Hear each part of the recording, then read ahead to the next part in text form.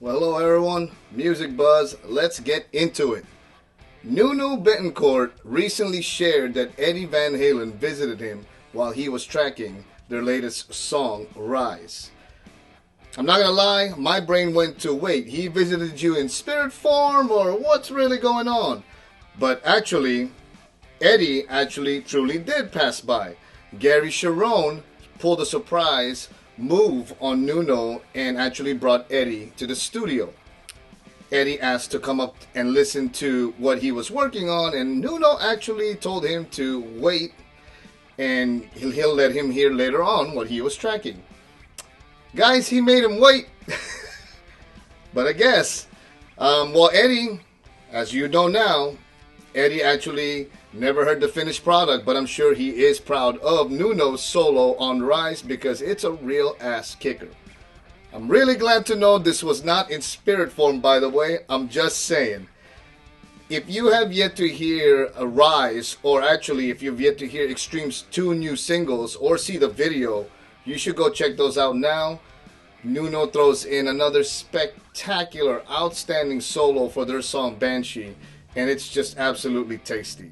So you should definitely go check that out. And again, glad this was not in spirit form. And on a similar topic, Sammy Hagar recently appeared on Steve-O's Wild Ride podcast and revealed some very interesting things about Van Halen.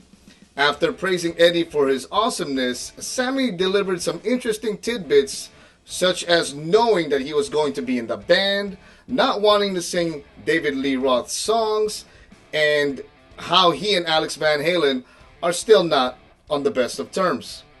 Sammy dives into Van Halen's time during Monsters of Rock and how he got a bloody injury on stage, and also the struggles of the 2004 reunion tour, to which Sammy explained how bad of a shape Eddie was in and how hard it was to be a part of. Perhaps the newest thing that I heard that I never heard before was Sammy sharing that Alex said no to MTV using the song Right Now for Sammy's documentary to come out soon. No date released yet. Sammy was completely flabbergasted by this and even said he, mentioned that he also wrote the song Right Now and was really surprised, and it was all because Alex didn't like the way Sammy was talking about Van Halen. I mean, wow, right? Come on. He also wrote the song. The full interview is now available on YouTube, and you should go check that out. Okay, kids, if you didn't know it, don't sell your publishing. Take it from Michael Starr of Steel Panther, who got his advice from rock legend himself, Gene Simmons. Michael was on Justin Hawkins' Rides Again recently, and when he was asked to give an advice on what he could give to budding rock stars, he quickly dished out a great sound advice to not sell your publishing. Again, kids, listen up. This is absolute sound advice. He further shared that this is the reason why they went from Metal Shop to Metal School to Steel Panther. Because in those 2 previous incarnations, they did sell their publishing and lost out on a ton of money because of this. Shitty deals, right? It happens. Anyhow, I always wondered why they ended up becoming Steel Panther, and I guess, I know now. I caught them back when at the Key Club when they were still Metal School. So, very interesting revelation here. So if you are listening to this, take note and don't sell your publishing if you don't want to relinquish your percentage on the song or any future earnings. I suppose not unless you actually are just cashing in. But make sure you know what you're getting into when it comes to selling your publishing rights. Friends, if you haven't already, hit the like and the subscribe button and make sure to turn on your notifications for the next time I post. It really helps increase engagement, and the overall algorithm for the channel. Please tell your friends, your family, your buds, everyone, and help spread the word. I greatly appreciate it. Moving on to Coachella. Weekend 1 just wrapped, and festival goers have been sharing photos that show the disparity between reality and Instagram posts. And boy, let me tell you, it is spot on. If you've never been in the general area of a large summer festival, then you might be one of those that is envisioning lush scenery, amazing backgrounds, picturesque ops, glamorous areas when it comes to large summer festivals. Those are there, but as someone that has been to quite a few many large summer festivals, at the end of day 1, let me tell you, the general area of festival grounds look nothing like what you imagine, and the experience is a tad bit more rough, actually, than what people make it seem. The photos have been circulating around Instagram showing the real story, and you should all take note. Sweaty, dirty people, long lines, dust, dirt, trash, extreme heat, overcrowding, and more are all part of the actual experience, which is the part that you don't see in these glamorous photos, on Instagram or wherever else you've seen them. Now, generally speaking, VIP areas are a lot different, so paying the extra, to me, is well worth it.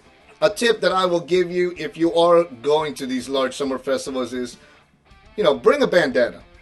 This will prevent all the dust from going into your mouth, into your throat, into your nose, or you could use it as a shade, because seriously, you're going to be in that extreme heat when you are in these long lines for water, food, or whatever. I guess a mask would also work since we've been on COVID lockdown. I'm sure you're used to it, so you could do that. You could do that too and go that route. Anyhow, have you seen the photos? What is your thoughts on them, and is there a tip that you'd like to share? I'd love to hear it. John Petrucci of Dream Theater recently shared some tips on how you should practice guitar, and of course, he has some awesome tips. Among the tips that he shared was use a metronome while practicing, focus on your chords, and of course, practice with intent. But I think the most interesting piece of advice that John shared was to practice without an amp. He says grab the guitar and find a room that's tiled and practice in there so that you can get a natural reverb going. As John puts it, if you really want to find out your technical ability, practice the electric guitar acoustically and don't play through an amp to dissect your playing and figure out what's going on with your technique. This is an amazing tip. Not that I'm Satriani, Petrucci, or any other in any way, but I have found that this has helped me quite a bit when I am figuring out solos, doing covers. Of course, I then plug into an amp and crank it to 11 to really know that I did it right. So, you could do that afterwards. Absolutely. Lastly, have you all seen Vera Farmigia covering Slipknot's Duality at their most recent Rock Academy event? Hell yes! If you didn't know and if you haven't seen it, Vera is a metal fan. You must have missed her covering Iron Maiden's The Trooper at the same event last year. She was joined by Scott Ian and it was pretty awesome. For this year's event though, she was joined by the Rock Academy members on stage. Vera posted the clip to her Instagram, and by the way, if you don't know who this actress is, she is most famous for her role as Lorraine Warren in the Conjuring movies, which I just absolutely love. Vera delivers a scorching rendition of Duality, and all I have to say is, horns up, ladies and gentlemen. She definitely conjured up the demons to do this one. You would have to, covering Corey Taylor. That is not easy. Vera was promoting Rock Academy, a music school that she calls the best music school on the planet. Anyhow, head over to Vera's Instagram or Google the clip to see her and, hear her tear it up. Before we wrap up, please don't forget to like, comment, and subscribe to my channel and help spread the word. I will see you next time.